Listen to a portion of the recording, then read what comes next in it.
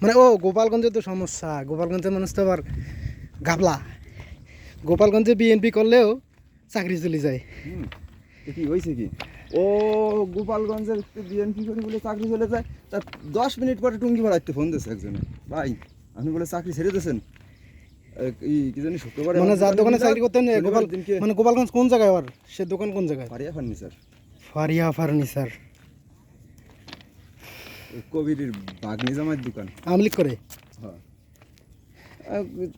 তারা 10 মিনিট পরে ফোন দিয়েছে যে ভাই সে কি জানি টুঙ্গি ভাড়াতে ফোন দিয়েছে, ভাই আপনি বলে কি চাকরি একটা ছেড়ে অবস্থা, দিয়েছেন। গোপালগঞ্জে থাকি যদি বিএনপি করে বা জামাত করে তাইলে তাদের চাকরি চলে যায়। আচ্ছা ভাই আচ্ছা ওই জায়গা ও ডাইয়ে এনে চলো, আমি গেছিলাম ও খেতাই দেশে চলে আইছি ওই ধরে বসবো। শুনেন, গোপালগঞ্জে এখন মাল ঢুকতেছে না, অলিম্পিক রোমানিয়া অনেকগুলো কোম্পানি মাল ঢুকাচ্ছে না।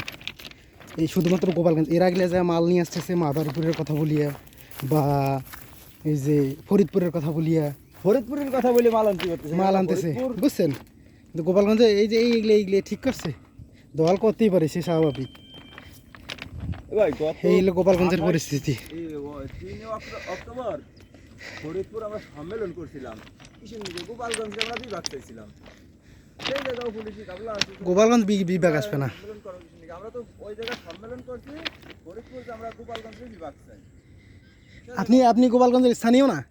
সেই জায়গাও আপনি গোপালগঞ্জের স্থানীয় না? তা আপনি স্থানীয় হয়ে একটা বিপক্ষ দল করবেন, এই জন্য আপনার চাকরি চলে যাবে? ফেসটা নেই না, আমার ফেস না লাগবে না, ফেস লাগবে না, ফেস দিয়ে কি করবেন?